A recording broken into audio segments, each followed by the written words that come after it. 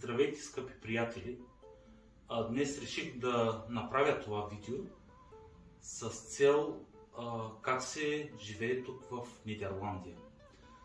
Целта на видеото е да дам колкото се може повече информация, защото много от нашите сънародници идват тук в Нидерландия, много от тях има в Den Haag, тук в Ротердам и много често така ги мамят с информацията. В случая обаждат им се по телефона: "Ела, приятелю, тук има работа ала-бала, но трябва да ми заплатиш около 250-300 евро за това, че ще настане на работа."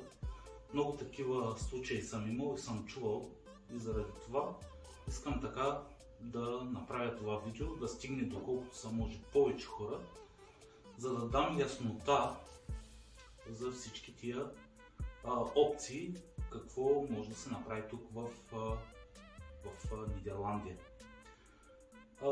Ако наистина харесвате канала, информацията, която ще ви дам, и ще продължа колкото се може да правя повече видеа, да качвам в YouTube, с които да помогна на колкото се може повече хора. Ако искате, може да се абонирате на канала ми. Ако ви харесва информацията, която ще ви дам, лайкнете канала, може да го качвате в социалните мрежи и така да направим едно добро всъщност. Ако искате, направете си по едно кафе и да започваме.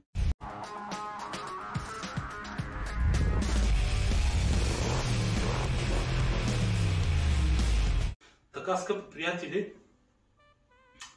първото, което след като дойдете в Холандия, в Нидерландия, вече Нидерландия промениха името.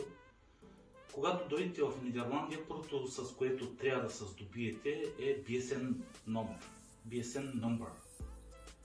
Този BSN номер ви дава правото да пребивавате тук в Нидерландия, както и да работите. Как се добива този документ? Първо трябва да говорите с работодателя, защото той ще ви издаде документ, с който имате право да си извадите BSN номер. Второ, всъщност да започнем по другия начин. Вие този BSN номер го вадите от Хементе. Какво е Хементе? Хементе всъщност е кметство или община на населеното място. След като работодателя ви даде този документ, вие с него отивате в Хементе. Разбира се, ще ви трябва човек, който знае нидерландски или английски език, за да си извадите BSN номер. Към този BSN номер ще ви е нужен телефонен номер, Gmail адрес и документ за, имам предвид, лична карта, паспорт и всъщност къде живеете, адрес на регистрация, където пребивавате, за да си извадите BSN номер. Всъщност какво е BSN номер? BSN номера тук важи за, така да се каже, идентификация. С този BSN номер той ви трябва евентуално за какъвто голям период сте решили да останете и да работите тук. Той винаги, дори да не живеете тук, винаги остава средство за идентификация тук в Нидерландия. След като вече си извадите BSN номер, вие имате право да пребивавате и да работите тук в Нидерландия. Така, продължаваме нататък. След като вече сте започнали да работите, имате работа, трябва да си извадите банкова сметка. В банковата сметка вие вече си избирате банката, разбира се, ING, Робобанк и така нататък. Има много нидерландски банки, в които може да си откриете банкова сметка евентуално. Какви документи са ви нужни? Документ за самоличност, паспорт, лична карта, документ от работодателя, че вие работите евентуално в тази фирма или в това Унценбюро. След това ви трябва BSN номера, отново телефонен номер и подчертавам Gmail адрес. както и адрес, на който живеете, евентуално. Но тук BSN номер е много важен. Какво всъщност е BSN номера? BSN номера е, така да кажем, ключ, който ви отваря вратата към Нидерландия. След като вече си извадите банкова сметка, вие може да си получавате заработените парички в тази банкова сметка. Оттам насетне продължаваме с Унзенбюрото, с Айзенбюрото, за което ще работите. Има много Айзенбюра, които вземат работници не само от България, от Гърция, от Турция, от Полша, от Унгария, от Украина, абсолютно от всякъде. Даже доколкото знам, в момента украинците имат такава привилегия, нали? Понеже се случват много проблеми в Украина, както знаете, и да речем, че ги вземат доста на работа, опитват се по някакъв начин да ги установят на работа. Връщаме се на Айзенбюрата. Айзенбюрата разполагат с работа в оранжери, в пакетажи. Като казвам оранжери, има оранжери за краставици, домати, оранжери за цветя и каквото се сетите. Работата вътре може да е примерно да събирате домати, да режете листа, клипс, драя, зак. Има доста функции, които могат да се извършват в оранжерия. В пакетажа е ясно, там се пакетира. Има пакетаж на месо и на други продукти. В Айзенбюрото предимно може да си вземате заработените парички на седмица, има на 2 седмици или на месец. Зависи какви са правилата в Айзенбюрото. Всяка седмица това Айзенбюро ви изпраща лонстронг. В този лонстронг, какво значи? Това е документ, вие може да си го получите по имейл адрес, след като дадете имейл, или другия вариант е по почтата. Също може и лично да си го вземате от офиса на Айзенбюрото. В случая, след като си го получите, вие може да видите колко часове сте заработили, какви са ви отдръжките в работата евентуално и виждате вече чисто колко парички са ви превели на банковата сметка. Много от Айзенбюрата хващат такива такси, така да го наречем, за да речем облекло, ръкавици, обувки, както и ако не дай си Боже да се случи нещо на работа, има и осигуровка. Така, здравна осигуровка, но тя само важи, не дай си Боже, ако се случи нещо на работа. В случая трябва да знаете някакъв език. В смисъл, тук много от хората в Айзенбюрата говорят на турски, има такива работници, които са като организатори на работата. Те всъщност понякога говорят повече езици, така, турски, български, руски или полски. Но имайте на предвид, че е хубаво да знаете английски език. Тук националният език е нидерландски, но е хубаво да знаете английски. В смисъл, английски е мултифункционален език и разбира се, минава в повечето от европейските държави. Така, продължаваме нататък с информацията. Много от тия хора, които са ми се обаждали, става въпрос за документи, става въпрос за организация, както казах, банкови сметки, BSN номер, УВВ, по-нататък ще ви уточня какво значи УВВ също.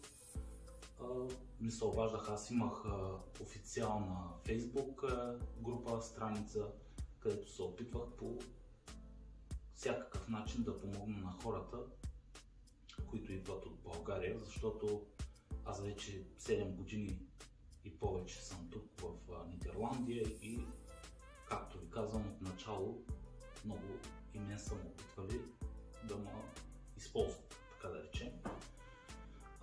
Това е лошото, че когато дойдем в чужбина, ние всъщност сме с затворени очи, не знаем езика, не знаем законите, затова е хубаво да бъдем повече информирани, евентуално.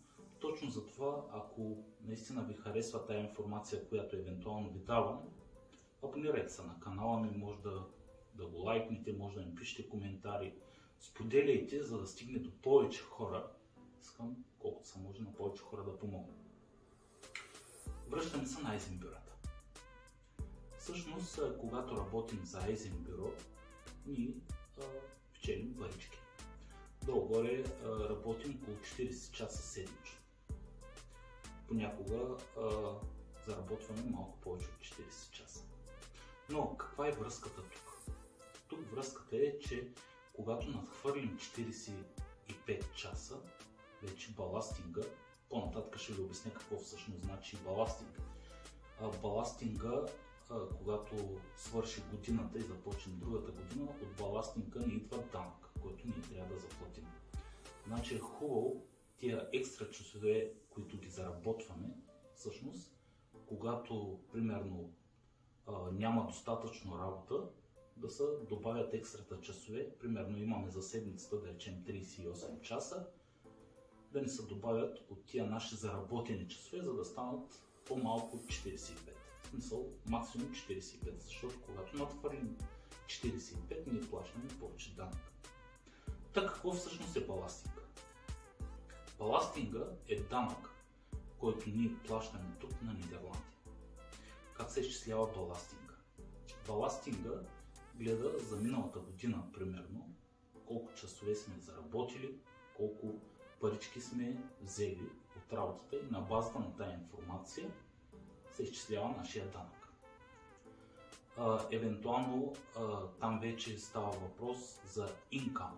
Income е всъщност това, което ние получаваме като заплата. Тук става въпрос също за хуртослаг и за зоргтослаг. Хуртослаг, това е примерно ако работим за Айзенбюрото и живеем в квартира на Айзенбюрото, тогава вътре в Лонстронга пише хуртослаг, колко де-факто ни отдържат за къщата, колко ни отдържат зоргтослаг, колко ни отдържат за здравната осигуровка и за допълнителните консумативи, като, както казах, ръкавици, облекло, работни обувки.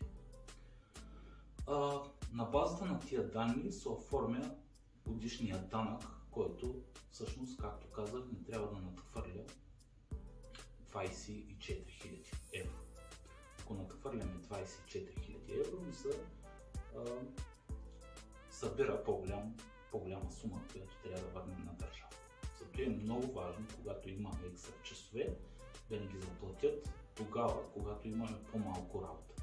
Или един вид трябва да си водите записки колко екстра часове имате и кога може фирмата да ви ги изплати. Това го препоръчвам евентуално.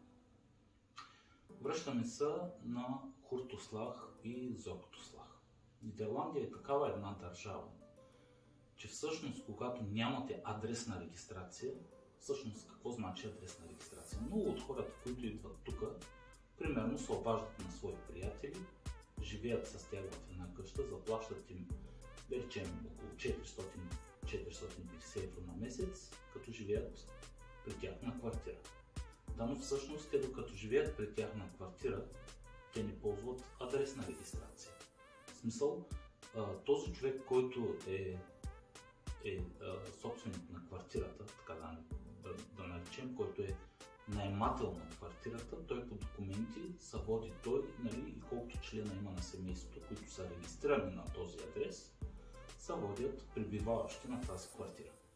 Или един вид, тези, които идват като негови приятели за определен период да живеят в неговия дом, те всъщност не се виждат на адресната регистрация. Евентуално те могат да ползват само пощенския адрес. И то, разбира се, с позволение на собственика на имота. Да. Евентуално, когато пребиваваме в квартира на някой приятел, всъщност ние не се виждаме на адресна регистрация. Какъв е проблема тогава? Евентуално, тук Нидерландия е една такава държава, че всъщност когато нямате адресна регистрация, вие всъщност не можете да си направите здравна осигуровка. Това е много важно. Защо е много важно? Днеска сме здрави, утре не се знае какво може да се случи с нас.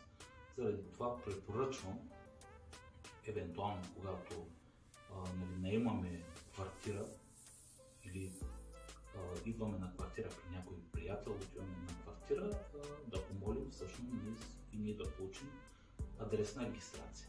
Без адресна регистрация тук в Нидерландия не можете да си направите здравна осигуровка, което е много важно. Така, продължаваме нататък с информацията. Евентуално, когато работим за Айзенбюро, работата е сезонна или ние работим сезонни работници. Разбира се, в някои Айзенбюра има целогодишна работа. Като казвам целогодишна, примерно работим в пакетаж за нехранителни продукти, а да речем за обувки, дрехи и някакви други пакетажи, смисъл, които пакетират нехранителни продукти, защото евентуално пакетажите на хранителни продукти е временно. В смисъл може да продължи 7, 8, да речем 9 месеца. Връщам се на той, когато ние работим към Айзенбюро, което пакетира, да речем, домати, краставици, такива зеленчуци, работата е временно. Тя продължава около 7, 8, 9 месеца. След това какво се случва? След това имаме опция да излезем на УВВ. Какво значи УВВ? УВВ това е като помощ от Нидерландия, евентуално се подготвят документи или през останалите 3 месеца на годината ние можем да се стоим вкъщи и да получаваме 70% от това, което сме получавали докато сме работили. Или евентуално ако сме получавали, грубо казвам, около 1500 евро, примерно, когато сме работили, ние ще вземем от УВВ около 70% от тази сума. Това е много важно, защото има хора, които идват, работят 7-8 месеца и понеже няма работа, се заминават в България, когато всъщност те могат да останат през цялата година. Всъщност тази информация не стига до тях. Заради това аз правя това видео. Всъщност искам, колкото се може, повече хора да знаят какво могат да постигнат и какви опции имат. Така, с УВВ ви запознах, така продължаваме с другите опции, които имаме тук в Нидерландия. Много от хората понякога се здобиват с такъв проблем, примерно идват с семействата си, с децата си, с жените си, всъщност с цялото семейство и искат тук примерно да получават някакви помощи, примерно да се направят адресна регистрация, децата им задължително трябва да посещават училище или детска градина. Тук искам да ви отворя всъщност вратата към другите организации, които има тук в Нидерландия. Тук имаме LikeTeam. Какво значи LikeTeam? LikeTeam е организация, разбира се, безплатна организация, която помага на хората, които се нуждаят от нужда от документи, в смисъл оформление на документите и всъщност те ви дават напътствия какво точно трябва да направите. Винаги, където сте в населения район, винаги може да потърсите на картата или в Google, примерно пишете Роттердам LikeTeam и ви излизат всички офиси, където може да отидете. Хората там специално работят всъщност да помогнат на повече хора с документация и какъвто проблем имате да ви помогнат. Втората организация, която така помага на хората, това е Stromoparts. Stromoparts е също организация, която помага на хората, но тук става въпрос вече за по-детайлни проблеми.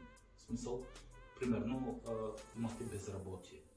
Тук плащате квартира, плащате здравни осигуровки, нямате в момента работа, нуждаете се от допълнителни финанси, за да продължите да живеете, или финансите, заплатата ви е по-малка и не ви стигат да покриете всички разходи. Stromoparts, това е много хубава също организация, имат офиси и те също така се опитват да помогнат на хората. Те ви правят документите също да получите примерно еднократна сума, примерно ако да речем електричеството ви е по-скъпо, газта ви е по-скъпа или имате нужда от някакви финанси, които не ви достигат, смисъл трябва да нещо ви трябва спешно, като казвам спешно, примерно не ви стигат паричките да си платите електричеството или квартирата, или трябва да направите ремонт, да речем в една от стаите, а не ви достигат паричките, Strong Parts разглежда вашия случай и решава евентуално вашия проблем с каквото може и колкото може да ви помогне. Следващата организация, която така евентуално може да ви помогне, това е също една организация, която е вързана с Strong Parts.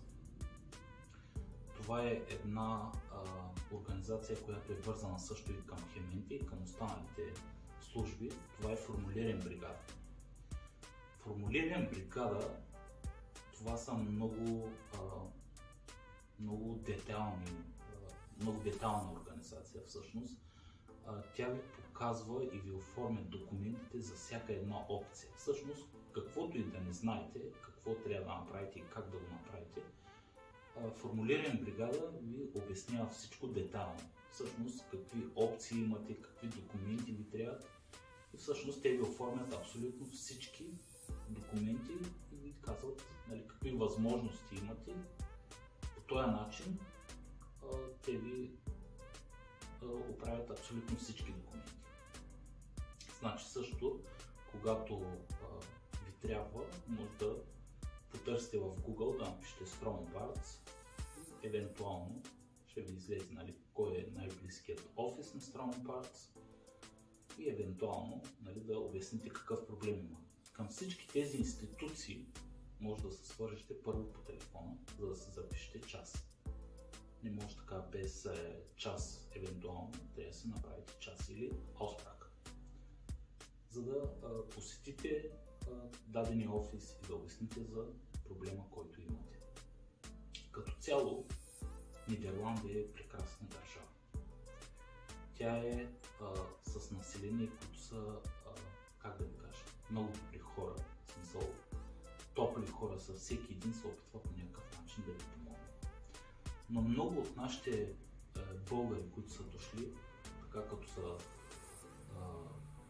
запознати с някои от нещата и използват тази информация като двустранен нож. Какво имам предвид?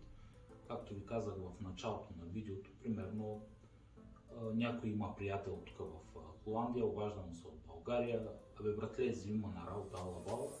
Той му казва, да, ще взема на работа, но трябва да платиш тук 350 евро, ала-бала, такива глупости. Или примерно молиш някого, понеже не знаете езика, да ви извади банкова сметка, да дойде с вас в банката. Той ви каза, да, ще ви извадя банкова сметка, ама срещу определена сума. Затова, ако имате някакъв проблем, препоръчвам ви да се обърнете към Like Team, към Strong Parts, към Формулиран бригада. Това са асоциации, които помагат на хората. Следващото, което е, има много хора, които примерно, както казах, нямат адресна регистрация, но внезапно, когато нямат адресна регистрация, разбира се, нямат и здравна осигуровка, внезапно се нуждаят от болница или от доктор, не дай си Боже, казва. Тук, когато се обадите на линейка, дори и да имате здравна осигуровка, вие сте длъжни да заплатите 749 евро. Тук линейките не са свързани с здравната осигуровка. Той също е много важно. Казвам ви по отличен опит. Следващото, което е примерно, за да си отворите здравна осигуровка, налага се, имате нещо спешно, може да се обърнете към Хементи да обясните каква е ситуацията. Тук, разбира се, от Хементи могат да ви дадат адресна регистрация към Хементи за 6 месеца. През тези 6 месеца вие можете да си извадите здравна осигуровка, която се плаща, разбира се, всеки месец, и да се обърнете към болницата, към здравните служби, евентуално. Опитвам се по някакъв начин да дам тая информация на всички вас, защото много от нещата съм ги преживял лично и искрено се моля и се надявам никой от вас да не преживее тия неща, които аз съм преживял. Много е важно тук по някакъв начин да имаме информация какви опции имаме, защото когато нямаме опции, когато не знаем, че имаме опции, всъщност ние сме слепи. Искам да ви кажа, че трябва да внимаваме. Всъщност всички от нас, много българи от България са напуснали нашата родна страна, но всъщност ако всичко е окей в България, никой не би напуснал родното си място. Но повечето от нас са в чужбина, като казвам Холандия, Германия и така нататък, в много европейски страни. Силно се надявам по някакъв начин да съм ви информирал и да съм ви дал нужната информация. Обещавам, ще ви направя още видеа с повече детайли, с повече информация, какви опции имаме, какви възможности имаме тук в Холандия. Надявам се всичко да ви хареса и да стигне доколкото се може повече хора, защото не искам, нали, тия неща, които съм ги чувал, както казах, имах такава Facebook страница, Facebook група, където чувах много странни истории. Исках за това да направя това специално видео и да стигне доколкото се може повече хора. Много ви благодаря. Ще ви помоля, ако искате, да се абонирате на канала ми, да го лайкнете и да го разпространите в социалните мрежи. Приятен ден ви пожелавам!